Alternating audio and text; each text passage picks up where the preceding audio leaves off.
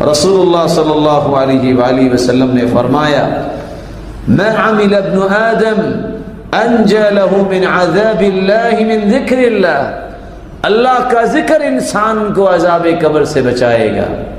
عقبہ بن عامر رضی اللہ تعالی عنہ روایت کرتے ہیں میں نے اللہ کے رسول صلی اللہ علیہ وسلم سے سوال کیا قلت من نجا، نجات کس میں ہے؟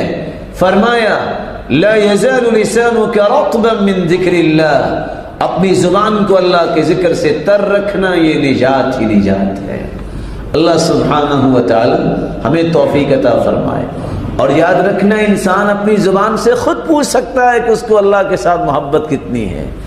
اگر دنیا کے تذکرے 24 گھنٹوں میں زیادہ ہوتے ہیں تو پتہ چلا اس کی دنیا سے محبت خالص ہے، اور جس کی زبان پہ اللہ کا نام زیادہ آتا ہے اسی کی محبت اللہ کے ساتھ خالص ہے۔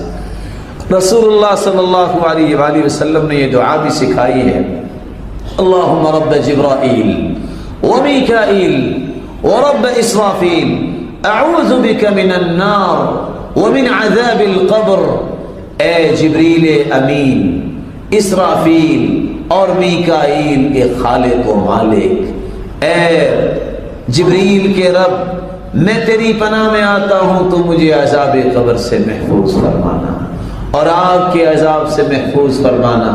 اللہ رب العزت اس کو آگ کے عذاب سے اور عذاب قبر سے محفوظ فرما دیتے ہیں۔